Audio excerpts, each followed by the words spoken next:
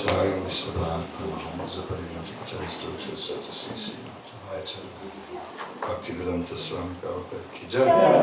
ISKCON Sanstapaka Jai Srila Prabhupada ki jai. Ananta Koti Vaishnava Vrinda ki jai. All glories to the Assembly. All glories to the Assembly. All glories to Sri Guru and Sri Gaura.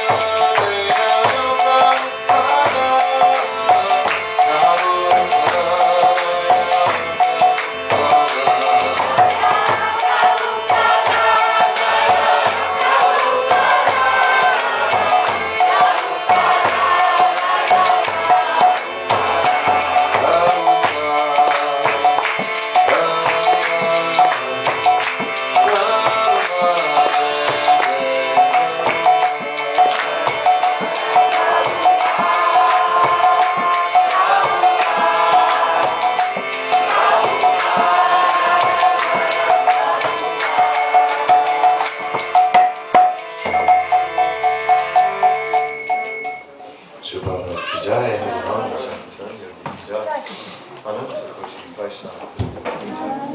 All glories to your son devotees. All glories to your son devotees. All glories to Sri Guru and Sri Gaura.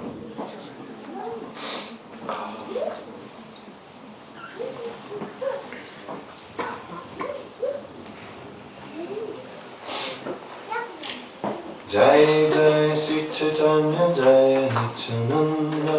Jaya Jaya Sri Chaitanya Jaya Nityananda.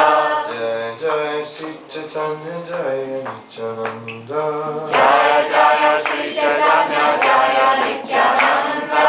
Jai Jai Sri Chaitanya Jaya Nityananda.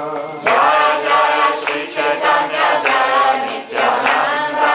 Jaya Advaita Chandradaya Gaura Bhakta-vrinda. Jaya Advaita Chandradaya Gaura Bhakta-vrinda.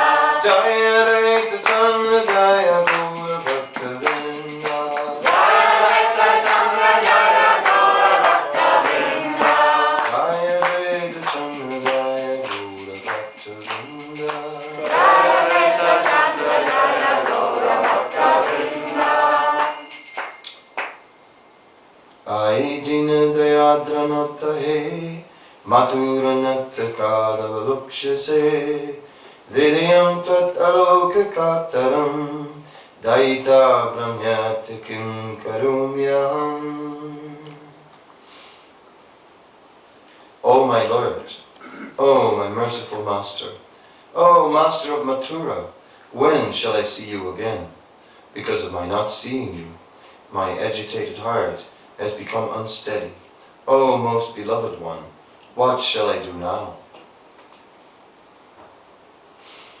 In this verse, Madhavendra Puri teaches how to achieve ecstatic love for Krishna. By feeling separation from Krishna, one becomes spiritually situated.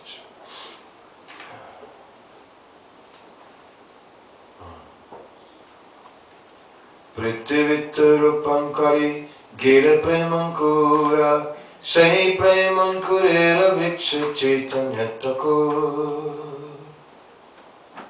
Madhavendra Puri sowed the seed of ecstatic love for Krishna within this material world and then departed.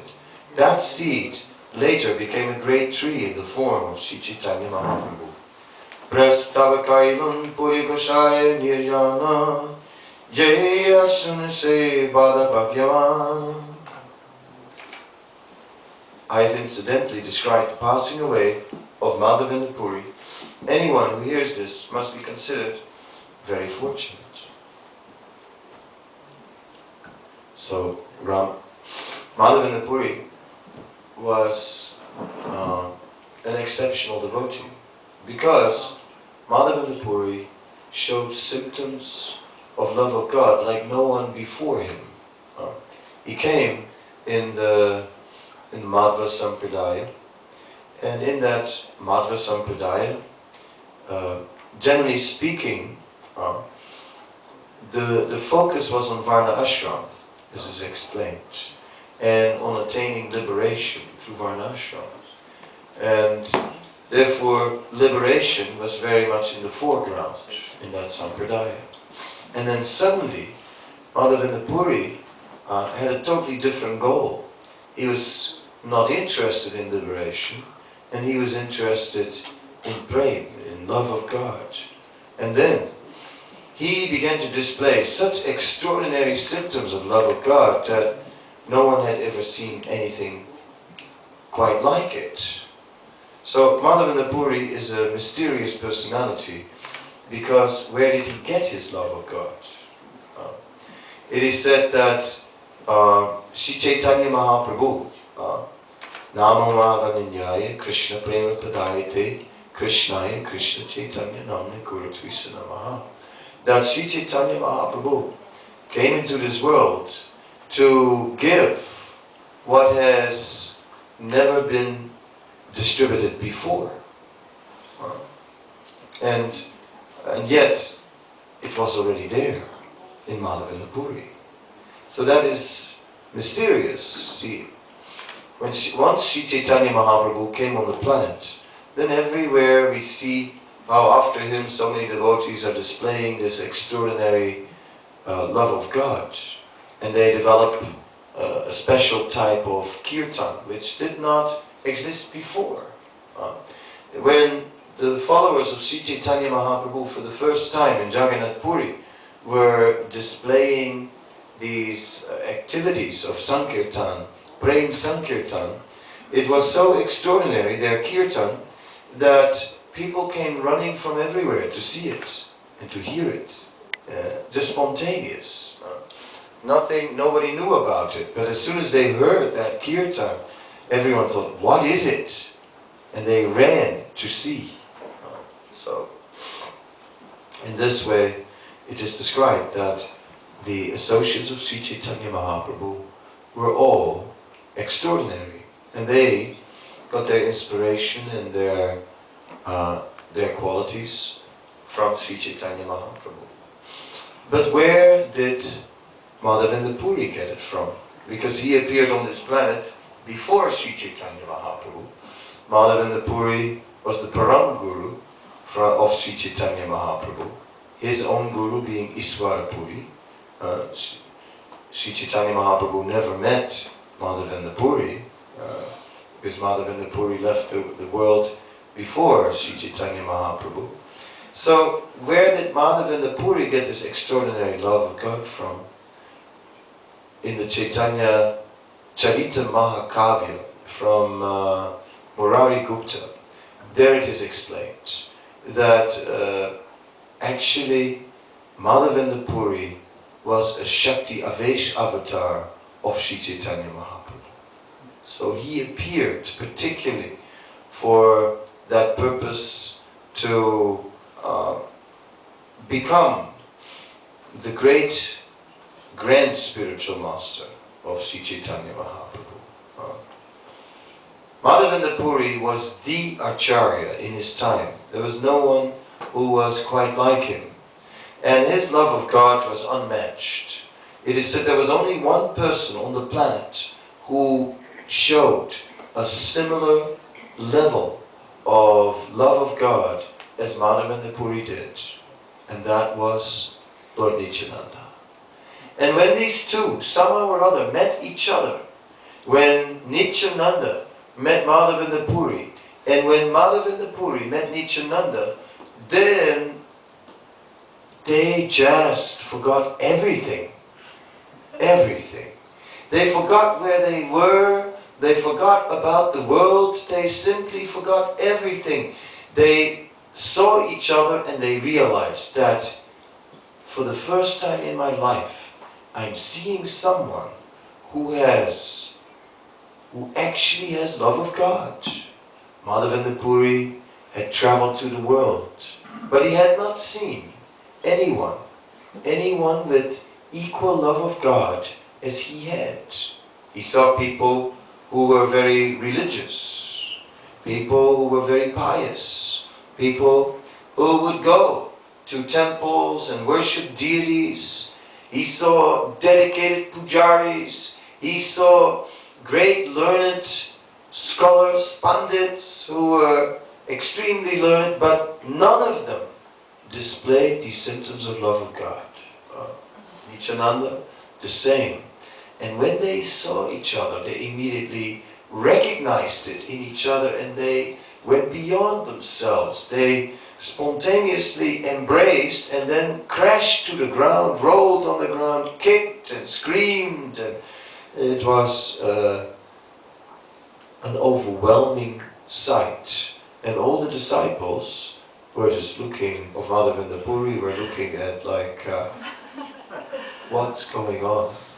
So it was something. So Madhavendra Puri was a very famous Acharya. And somehow or other, well, we can just think about it in our modern times. Srila Prabhupada was the big famous Acharya who by his extraordinary devotional service somehow or other was able to spread Krishna consciousness all over the world and convince Westerners to take up this way of life. which is not so easy. It's easy to say I'm doing yoga. It's easy to say I'm belonging to this Baba or that Baba and not make any change in your life. But what Prabhupada was asking was not just say that you belong. No, Prabhupada was asking, completely change your life. 100%. Everything has to change. Everything, everything. Completely, so they say. Srila Bhaktisiddhanta Saraswati Thakur told us, he said, it is a complete revolution, Krishna consciousness. Complete. So, yeah, but isn't that a little too extreme? Can't we add Krishna consciousness to all the good that we already have? We can begin like that. It begins like that, but it cannot stay like that. Because little by little we realize that all the good that we have is not good enough. Even the best in this world, how good is it really? Is it unadulterated? Is it pure goodness? No. In this world, everything is mixed. Everything is tinged with imperfection.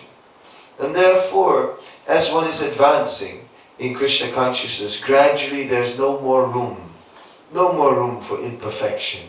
When Krishna is there, who is fully perfect and who has unlimited qualities and pastimes and so on, why preoccupy ourselves with anything else? Why look at the beautiful sunrise?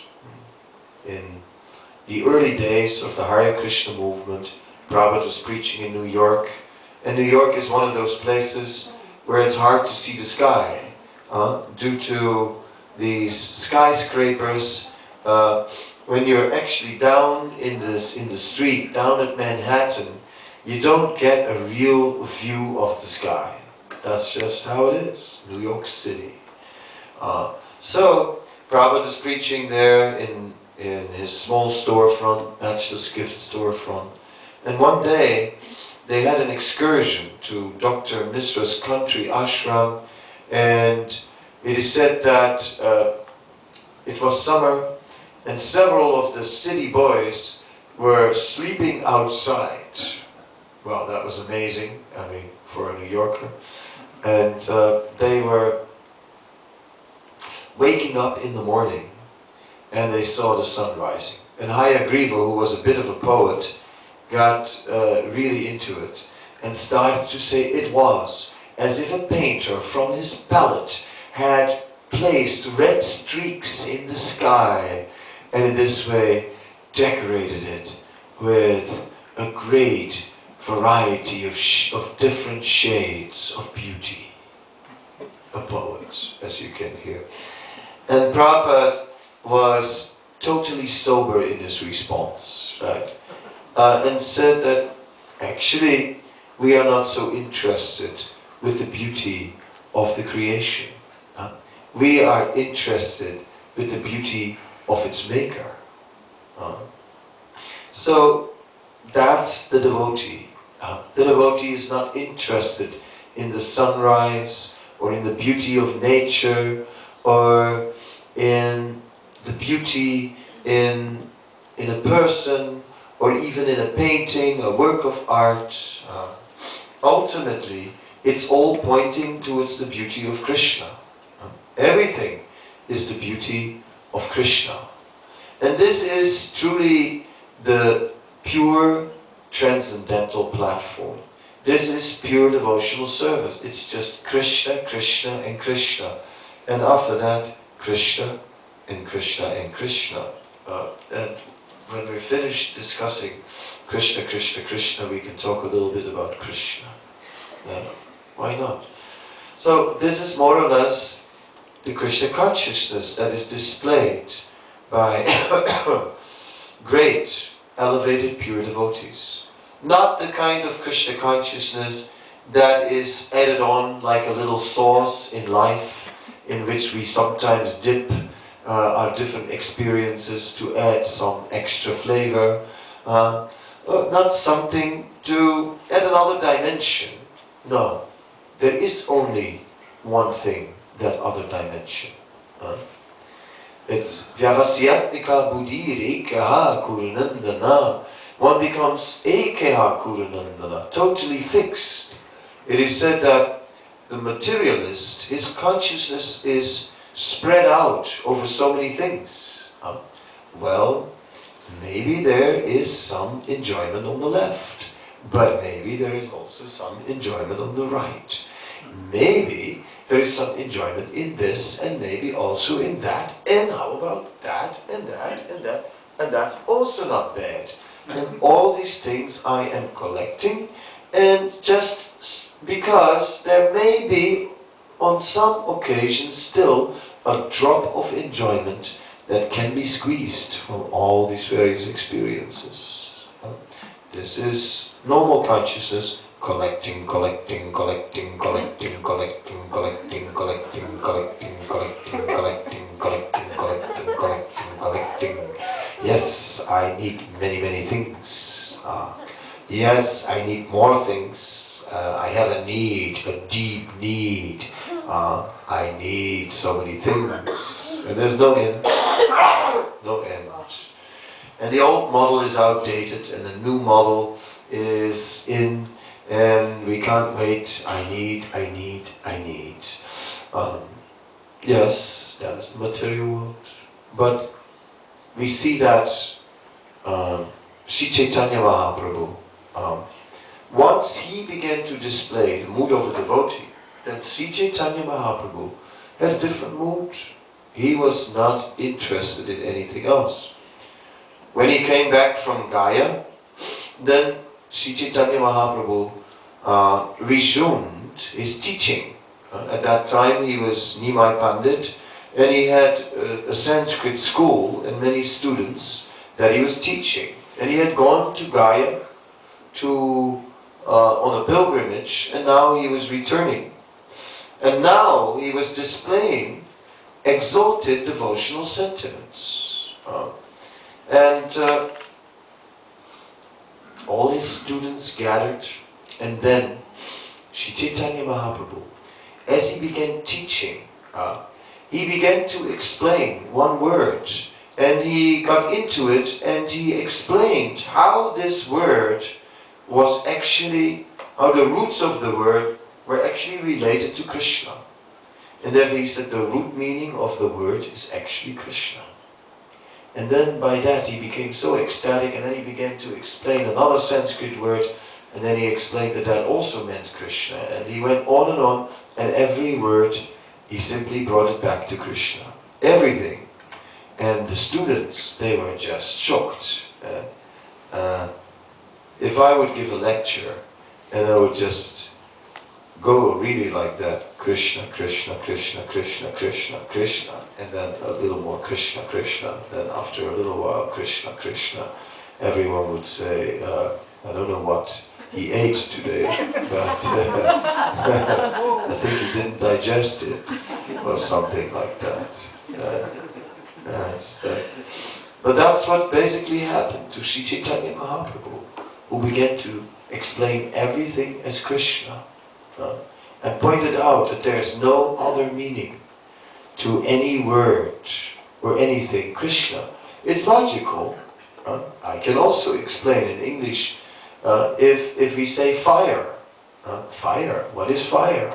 Well, fire is one of the material elements, isn't it?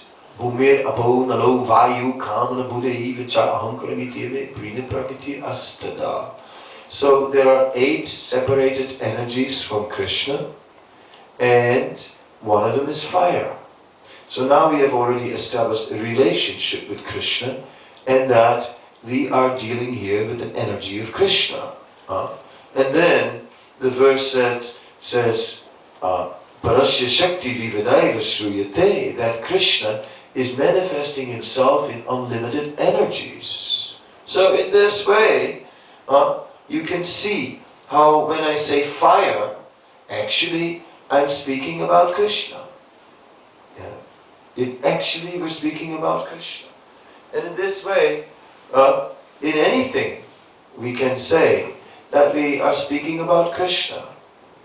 Name any example. Doesn't matter what it is. It all relates to Krishna, ultimately. Everything has its origin in Krishna. Aham sarvasya prabhavo mata savam pravartate iti mata vajantavam buddhabhava samanvitaha. And the wise who know this perfectly, they worship me with love. Because to know it perfectly, one must also understand Krishna's purpose. Not only are we seeing how all the energy is connected to Krishna, but we're also seeing Krishna's purpose with all this energy. And we're seeing that Krishna's purpose with all this energy is to attract all living beings and to uplift them to greater and greater heights of ecstatic love. That is Krishna's aim. And whatever he is manifesting is leading to that purpose. And the wise who understand this purpose perfectly, they understand how actually everything is filled with transcendental love and mercy. Loving Krishna comes from seeing how Krishna is full of love. One cannot love a stone. It's not possible. One cannot love a piece of ice. It's difficult. Not for maybe in the summer a little while, but not for very long.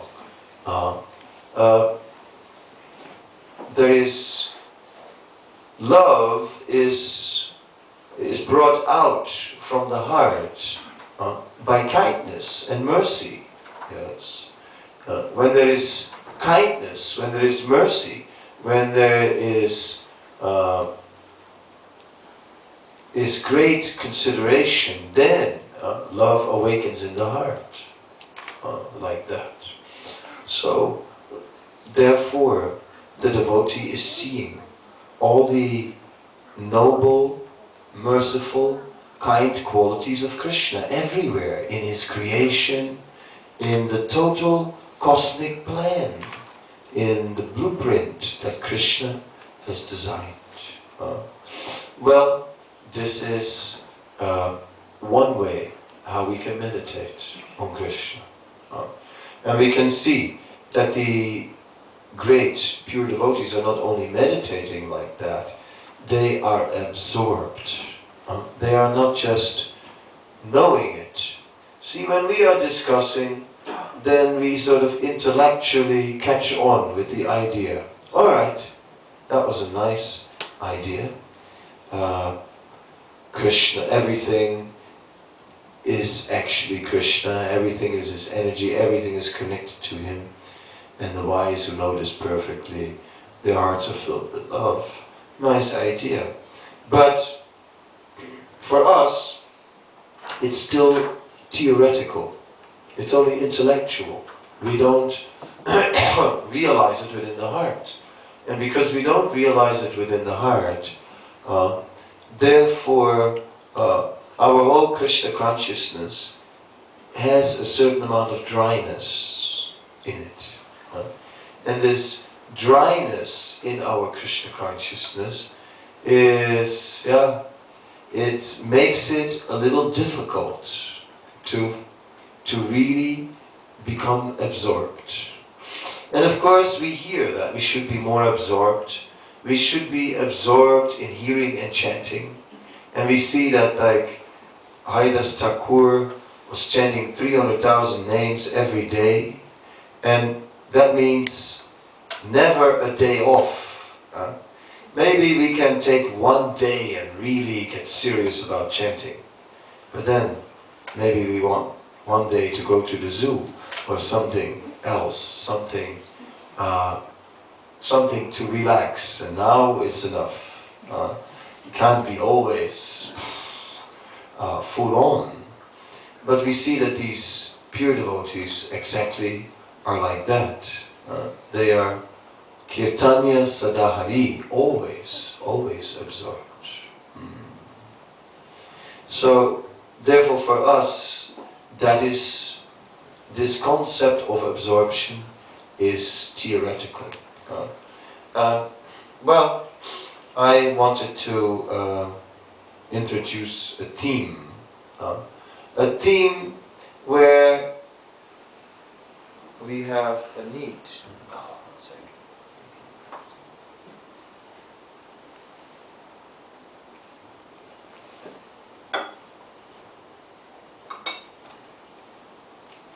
A need for, an acute need to experience more taste in our Krishna consciousness. Once upon a time, I was traveling around the world and I came to a particular town or city which was on the coast, and I went to the local temple and the temple president wasn't there, and I asked where he was and they said, oh, he went to the beach. Okay, and then they said, 3 days ago. 3 days ago? I said, yes. And he never returned. So, being from the Netherlands and having a thing with the sea, I naturally took advantage of the situation to go to the beach. And I went there, and yes, I saw him, and he was sitting in front of the ocean, staring out over the water. Well, I sat down next to him and didn't say anything.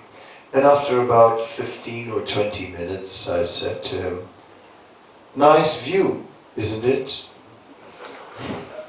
And then, well, you know, from one thing, gradually another, and we wound up with a whole conversation. And then he started to reveal his heart, and what it really was there was a question that hit him. And the question was, who am I really?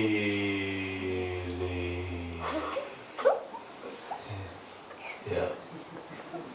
And that question had come into his mind, and that question remained in his mind and had been in his mind for 3 days now.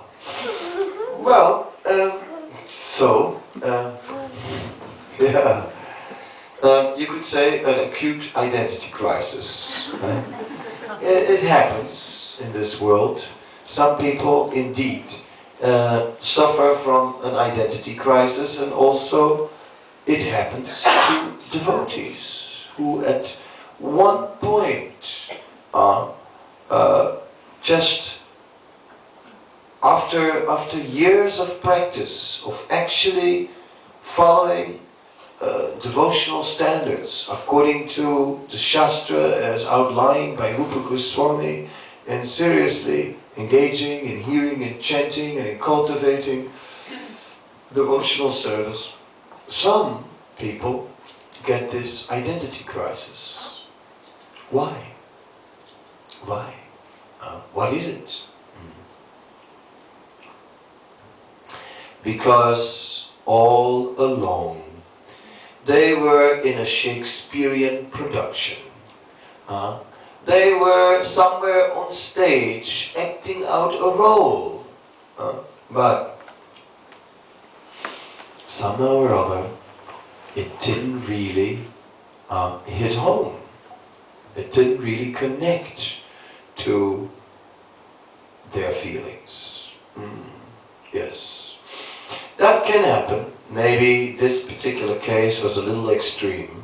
I don't think that there are many such stories like this of people who went to the beach in Krishna consciousness. Not that. But others are showing the same symptoms but to a lesser degree. But still wondering, you know, who am I really? So Krishna consciousness, if we really want it to happen for us, we have to make it make it meaningful. Meaningful, first of all for Krishna, because we're doing everything for Krishna. And Krishna also means the spiritual master, because he's the representative of Krishna. Then we have to make it meaningful for the world. Maybe some people are doing big things and want to change the world, and maybe some people say, well, I'm only a small timer, I just do something small. But everybody has to mean something to someone. Okay? If you don't mean anything to anyone, then why do you exist? Then life becomes empty and depressing. So life has to, whatever we do, has to be meaningful to the world or to someone in the world. And finally, it has to be meaningful to ourselves. Of course, when one becomes very Krishna conscious, then these three all come together. It becomes one. Then whatever is meaningful to Krishna is meaningful to the world and meaningful to ourselves. And pure devotional service is exactly that. But sometimes we don't experience it. Sometimes we do what is meaningful to Krishna, maybe what is meaningful to the world, but we ourselves feel, is this really touching my heart? Yeah? Is it really meaningful to me? So, first in Krishna consciousness, there is duty. Duty must be there. We have so many duties. Duties to the spiritual master, duties to principles of purity, duties according to the scriptures, duties given to us by the acharyas, and it governs everything. The time we rise, and duty must be there first. If duty is not in place, then there is something hollow, then there is a vacuum in our spiritual life. And when there is such a vacuum, then our bhakti cannot really grow. For some time, it may look that bhakti grows very nicely, but if there is a vacuum remaining in our duty, then all that bhakti that emerges so nicely will at one point just collapse. So the duty must be there. And one cannot say, I have no taste. I have no taste. Like someone entered into a whole discussion with me about chanting and said, I have no taste for chanting. So I stopped chanting and I just have no taste for chanting. I said, okay, that's very nice that you have no taste for chanting, but what does that have to do with it? Okay? I mean, the point is that it attracts mercy if you're chanting. You know, we may have no taste, fair enough, right? It may be tough, it may be difficult, but it attracts mercy, Krishna's mercy. That is why we're chanting. Not that, oh, I'm chanting and hoping to get a higher taste now. That's bonus. That's only a bonus. But the chanting attracts mercy. So that's a reason to faithfully chant. So duty is like that. One must chant because one must chant faithfully. Taste or no taste, tired or not tired, inspired or not inspired. But we chant because by doing so, especially we attract the mercy. If you only chant on the days that you feel inspired, you'll attract some mercy. But if you chant also on the days we're not inspired, you attract more mercy. Because Krishna is seeing, oh, look, he's making such a sacrifice for me. This person is making such a sacrifice for me. Although it's such a struggle, still doing it. Oh, I must give this person some mercy. So, like this, that's there. So duty must be in place. We may think, well, I'll just follow my taste. Why not? I love to paint. So, instead of chanting, I just paint every morning. I make paintings about Krishna. And it's like I'm totally absorbed. It's like it's my life and soul, this painting. I love it. And time means nothing for me whenever I paint. And I paint only Krishna. So my painting becomes completely something spiritual. And that's my way. See, that's my way. And everyone has his own nature. Since I'm a painter, that's my way. And I feel so enlivened to focus on Krishna in my way. Great. I'm all for it. But before or after chant your rounds, that's also there. Because when the duty is not fulfilled, and the rounds are not chanted, or other duties, principles are not followed, when a vacuum remains, then one day, as our taste for our devotional activity that we like so much, my painting will grow and grow and grow. The weight of that growth will just crack the vacuum that we left behind. And suddenly it will break. It will have a major identity crisis in our Krishna consciousness. So if we want to avoid an identity crisis in Krishna consciousness, then at any cost, we must put the duty in place and protect it. And care for it. And that means it needs an environment. It needs an environment where it can flourish. It's like, in the Netherlands we had one person who was always there in the programs, and who then, but who lived in a city somewhere else and was always coming from a distance, and then come on Sunday to the temple programs, and then but then he one time told me that on Saturday he would go to the bar. And I said, Saturday, go to the bar? What are you doing in the bar? You know what I mean? It's not a place for a devotee. It's not so helpful for developing our devotional mood. It's another mood in bars.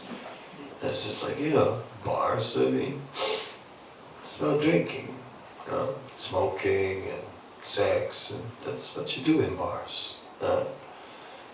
That's what bars are for. So he said, no, I don't drink. I only take orange juice.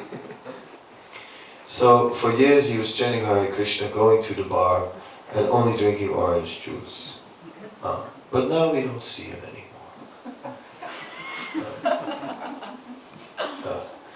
I think one day he met someone who said, come on, have a little tequila in your orange juice. Good stuff. I'm afraid that's good for the germs. Like that. It's hard. Obviously, you have to protect. One is to protect one's spiritual duties. So the right environment is important. But my talk is not about duty, because duty is the prerequisite. That is in place. And ultimately, it's not, our spiritual life is not just about duty, heavy duty. It's not that which is what we are aiming for. I'm aiming for a lifetime of duty. That's a bit much. Okay, a little while, but a lifetime of duty. It gets very heavy. other reason why a person after some time would get an identity crisis. Just as if you have to unload a truck and there are bags on the truck of 20 kilos. Well, the first ones, you know, you lift them up a few times, no problem. Second one, the first 20 bags are okay. But at bag number 30, it starts to get a little heavy, right? And bag number 20, at bag number 100, then those 20 kilos start to weigh very heavy. Yeah? Very heavy. Yes. So in the same way, duty over a long period of time can become heavy. It's just always austerity. Out of duty, out of austerity, I'm doing this. I know it's better, I don't feel it, but I'm doing it. So, therefore, with time, if we just function on duty alone, we become vulnerable. And some people came to an identity crisis, and I can't do it no more. And started to look for, for more naturalness. And then that naturalness, well, you know, I am what I am, and I have to be honest about it, and, you know, what's the point of living with a facade, and, you know, anyway, I love you. Wow, what a coincidence. I love you too. And well, you know, it's actually a beautiful thing, although it's Maya. And what can you do? Right? And then it goes like that. Yeah. So, we want to go beyond the call of duty alone. Although duty is important, and I've established that. But we have to also develop something. I am thinking about such things because sannyasis, they put themselves in a somewhat tight position, right? Because nothing is allowed. See, when you are a regular devotee, well, if the ingredients are bona fide, no worries, then it's okay, right? Doesn't matter, you know, whether it comes from the supermarket or not. If the E-numbers are the right E-numbers, go for it, bona fide, you know. But as a sannyasi, you have to also think like, what is the consciousness in this? Who has prepared this? Has it been prepared with love and devotion by great and pure devotees? And has it been offered nicely and so on? All these things. Okay? And if all that's not met, then you're sort of supposed to say, no, that's all right. I'm fine. I don't really need. And then everyone else is sitting there with the ice cream and the chocolate crunch, and, you know, well, you can't be fanatic, you know, a little bit of chocolate crunch, come on, you know. And did Srila Prabhupada really say that chocolate is not bona fide? Some are saying that he didn't. And in fact, you know, I have heard that there are sannyasis in America that eat chocolate. No, really? Really? Wow, where did you read that? Well, on Facebook. Wow, amazing. Fantastic. Well, here we go. A little grated chocolate, grated on the ice cream. Wow. It's good. Yes. But as a Swami, it doesn't quite make it. It doesn't quite make it. The vow doesn't really allow for that. Of course, if it's part of something that's offered with love and devotion by someone who's hosting you, sometimes, maybe, but you eat a round chocolate crunch and dig the ice cream from under it. But it's not ideal. So, in this way, it's a narrow path. I'd like to compare it to a tightrope. High up is the tightrope, and there, on that extremely high tightrope, and there's no net, there, the artist is walking. People are holding their breath, and some people wouldn't mind if he would fall, and they're there just in case. And then, yes, when you're up there, there's no looking down. One must look straight ahead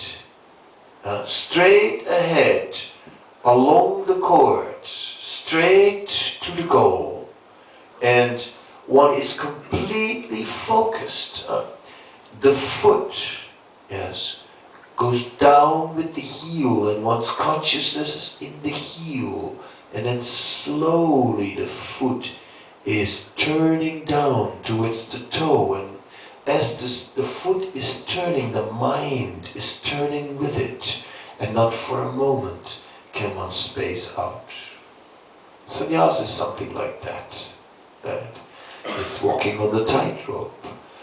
It needs complete absorption, complete focus. Therefore, and because there is no room for anything else, well, yes, one doesn't have to worry. The ashram itself is meaningful for Krishna. Oh, the world, the world is waiting. The world will give you main stage. The world will give you spotlights. The world will throw tickets. The world will make you famous. The world will sing your glories. The world will shoot your photos. The world will put you on YouTube. And the world will glorify you. The world will bow down. The world will take you the dust of your feet. Don't worry about the world. That part's falling into place. The most dangerous part is, in the midst of it all, is it meaningful to yourself? It's easy to put on the dress, to put fabulous tilak, to wear lots of strands of neck beads and a 9-string Brahmin thread. That anybody can do. But then the rest, to make it meaningful to ourselves. So for sannyasis, naturally this becomes a little more acute because they have less other outlets. That's why sannyasis come with such points. But they're equally relevant to everyone else if we want to maintain spiritual life and don't want to slip down back into the material energy again. And still have attachment to Krishna, but gradually losing more and more principles, and then just going for spontaneous attachment. But we will not rise above the bodily platform, and will be attached to Krishna and attached to Maya. And then, yes, it will be us that Prabhupada referred to, that many of my disciples and followers will go to the heavenly planets. It will be us. Reward, yes, lucky you, you're getting the reward for all the good things you have done in devotional service. This is what you always wanted. Oh, I'm so happy. Now I'm on the heavenly planets. I can't wait to go. But you can't stay.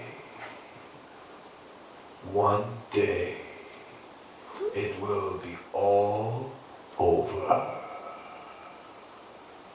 And then that day you'll be very attached to that heavenly enjoyment, which is much better than what you got here and now. And that day that you fall down from the heavenly planets back down to this earth, Ksine punya macha lokam vishanti, that day you'll feel extreme pain.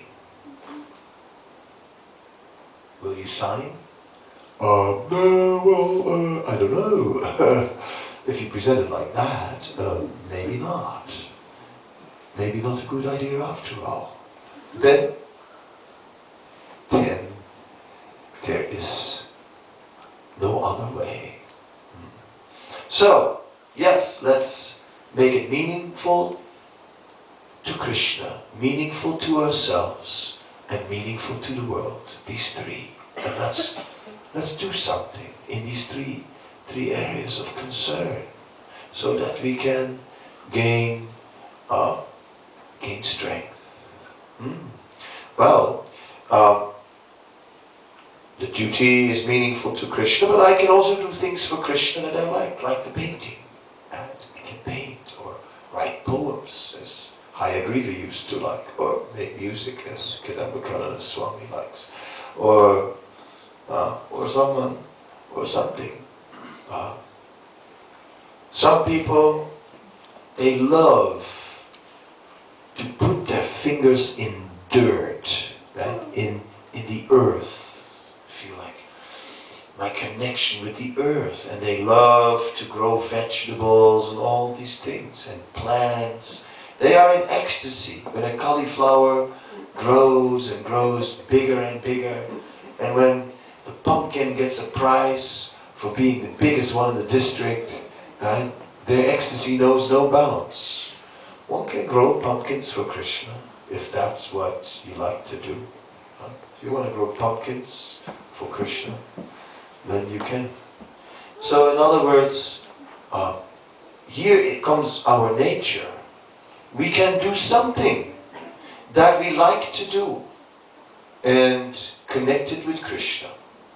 Yet karusi, yet asnasi, yet juhusi dadati, yet tapasyati konti atat kurusvamat arpanam. 9th chapter of the Bhagavad Gita is explaining this point. Verse 27, whatever you do, whatever you eat, whatever you give in charity, do all these things as an offering to me.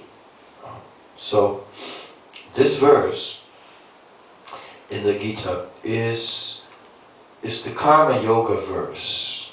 It is particularly describing you do what you like and offer it to Krishna. So is that? But that's not the highest, isn't it? That's called personal motivation. Isn't the highest what Rupa Goswami says? Anyabilasita sunyam jnana karmadi anavritam. Isn't that the highest? Yes, it is. And it's so high that most of us are really not there, isn't it? And therefore, for most of us, yet karus, yet asnas, yet juhusi, dadat, yet tapasisi kuntya, tat karusva madarpanam makes a lot of sense. To do something we can do, something we like to do, and do it for Krishna. And gradually it will get purified, because gradually we start to care more and more about Krishna, until the point that we don't even like to do the things we like to do anymore if it's not for Krishna. Then it has become purified. Then that Karma Yoga has become bhakti, pure bhakti, yes. Like that. Therefore, my proposal is not out of line. The proposal to pursue our taste after our duty is fulfilled, and to actually do some things that we really like to. So many people have only practiced devotional service and as a duty without allowing themselves to follow any taste. It's not the last mile. Just to surrender to my duty. Just and No, it's both. Duty is required, and to follow our taste is also required. The next part of following our taste is not only following it, but discovering it also. For example, we know that Srimad Bhagavatam is described to be the literary incarnation of Krishna. So Srimad Bhagavatam has all the opulences of Krishna, if it is the literary incarnation of Krishna. Everything is there. All the opulences of Krishna are there. So therefore, Srimad Bhagavatam must be full of taste. But we have to go and find it. We have to go and discover it. And one point is that there may be some things that we all share in the Srimad Bhagavatam in terms of taste. But then there may also be things that are individual. Things that particularly we like. You know? I was reading about Dhruva Maharaj.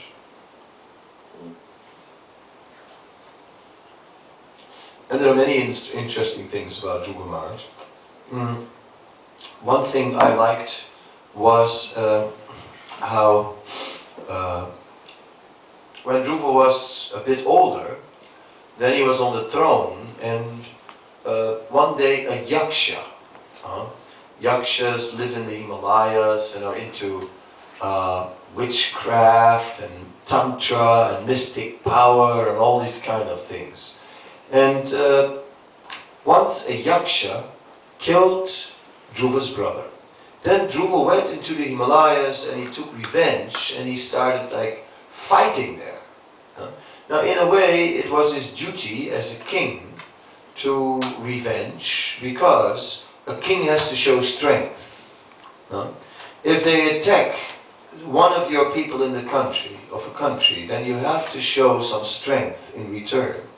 To show like you can't mess around with this country. Otherwise the country will become harassed later on. So that's part of politics. So kings have these duties. So it was his duty as a king to retaliate. But there was more. There was more. He was also angry because it was his personal thing. It was his brother. So he, the guys killed my brother. So he took action. And then Dhruva got a bit carried away.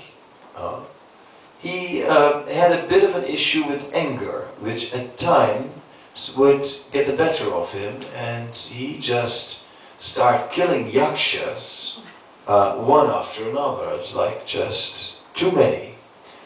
So much so that at one point his grandfather, who was Swayambhuva Manu, a great saintly personality, the Manus are residing on higher planetary systems.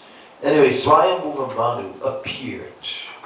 And then Swayambhuva Manu, and this part I like, Swayambhuva Manu was like so wise.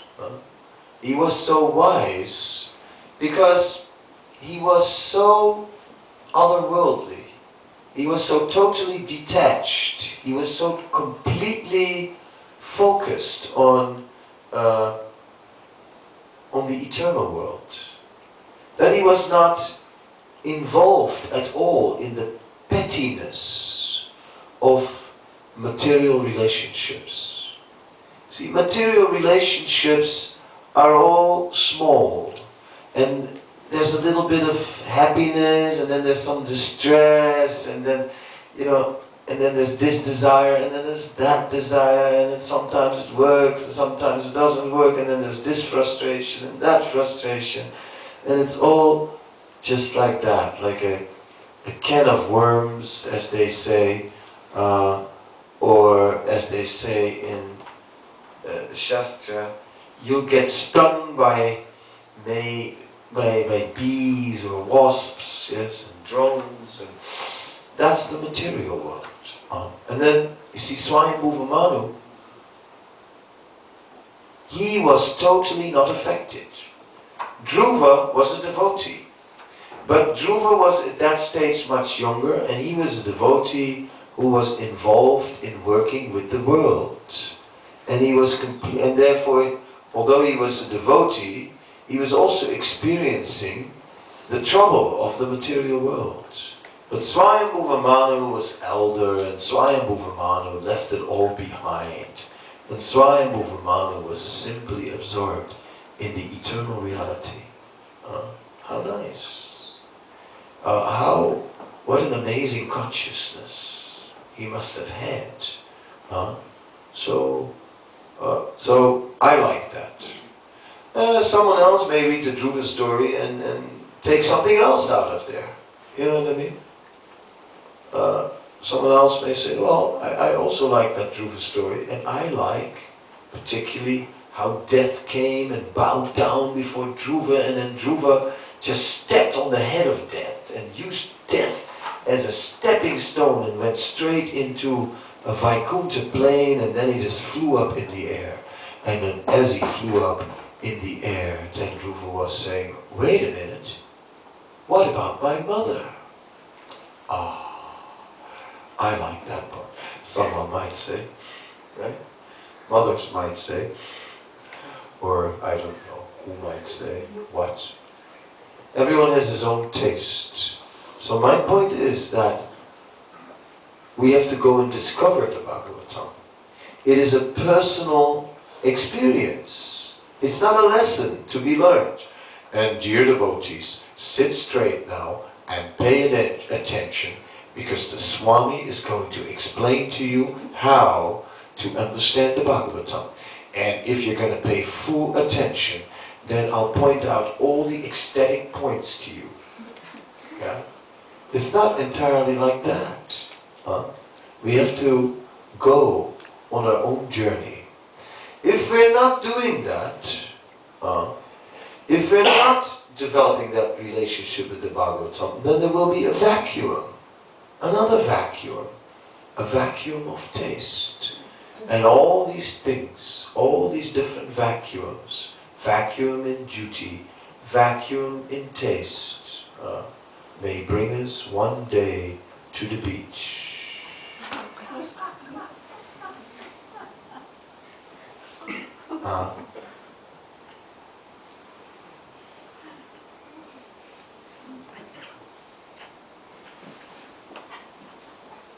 Who am I really?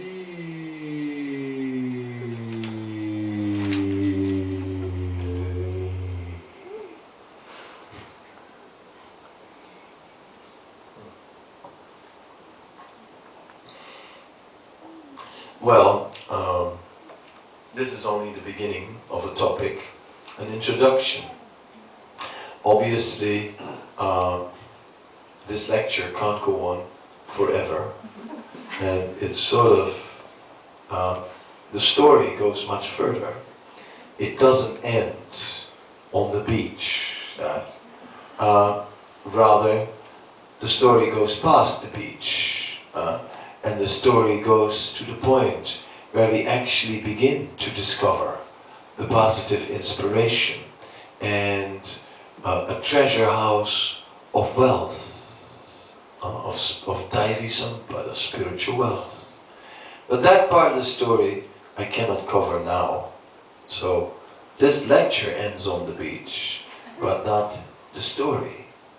The story carries on, and the story is a success story of filling our spiritual life with a wealth of offerings to Krishna and of tasting mercy. That will be there. But for now, I'm leaving you on the beach. Well, see where it goes from there. Any questions or comments?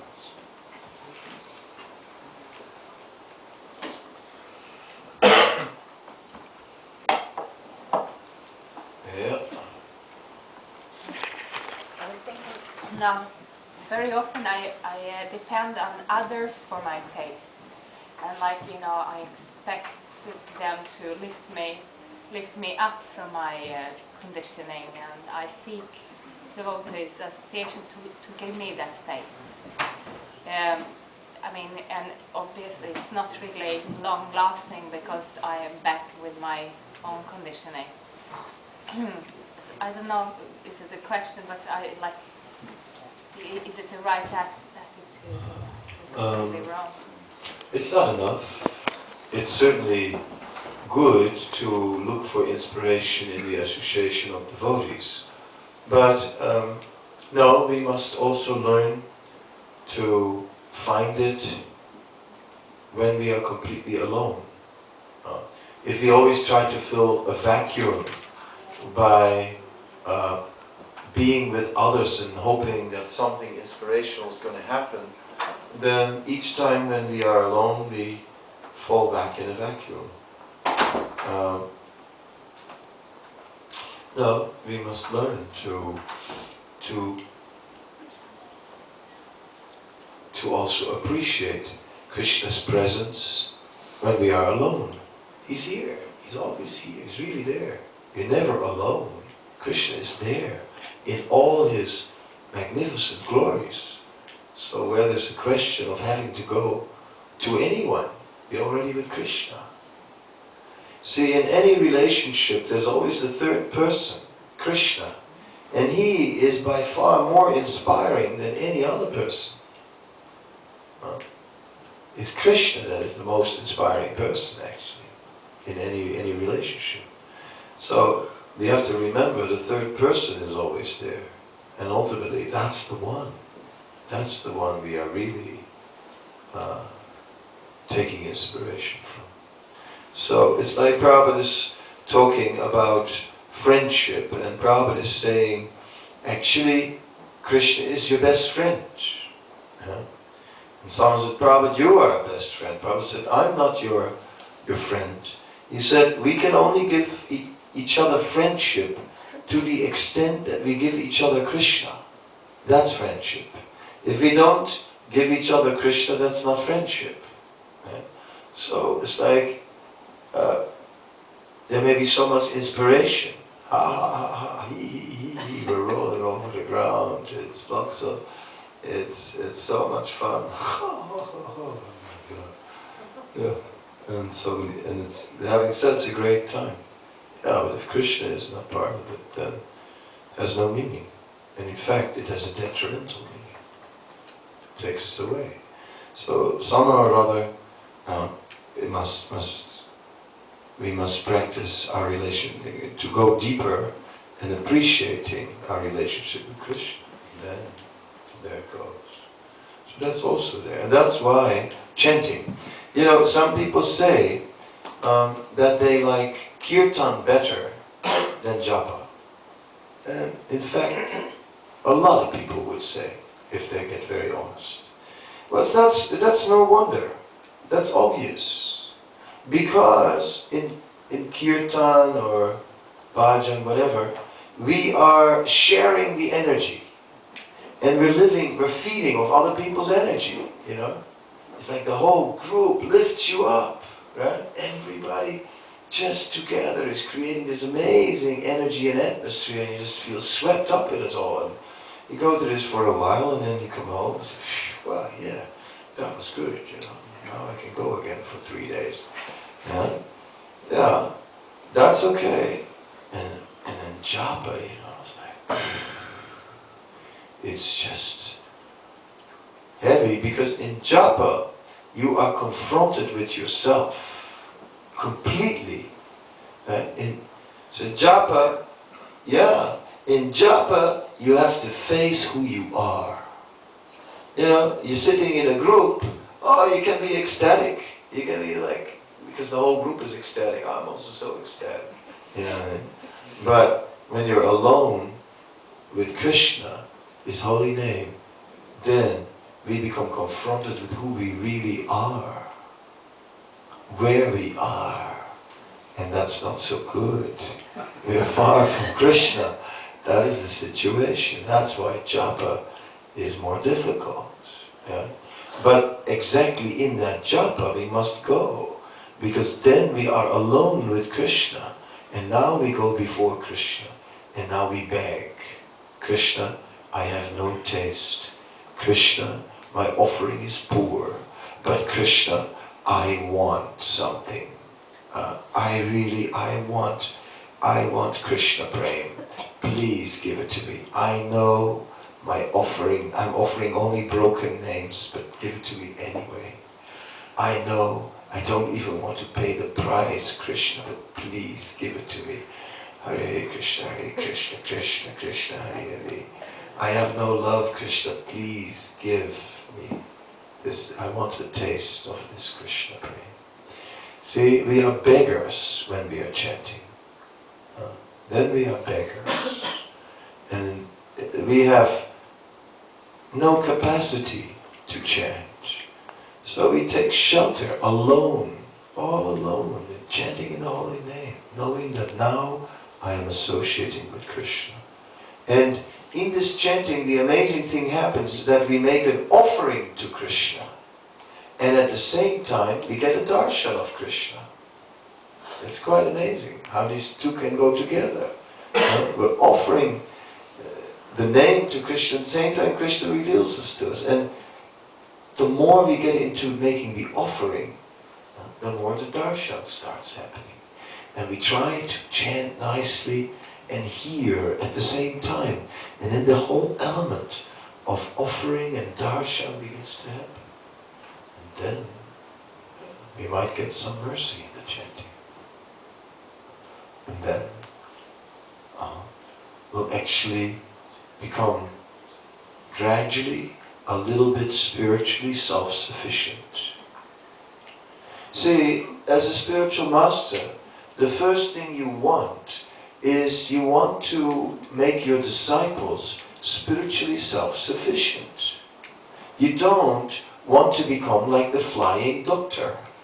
In Australia you have the flying doctor. He flies around from farm to save people. And here is the flying guru. Flew in just in time to pump up our enthusiasm. Right? God, it was almost flat. There was no air left. But thank God, Guruji came. Yeah! Whoo! We can go again, you know, till the next time. I hope he's coming in soon. Right? No, it can't be like that. We need to become spiritually self-sufficient. We need ourselves to go to the source, the lotus feet of Krishna. We need to ourselves go before Krishna and try and make a devotional offering to him. Yes, that's it. I don't have a taste for chanting. To hell with you, taste. I don't feel inspired. To hell with your inspiration.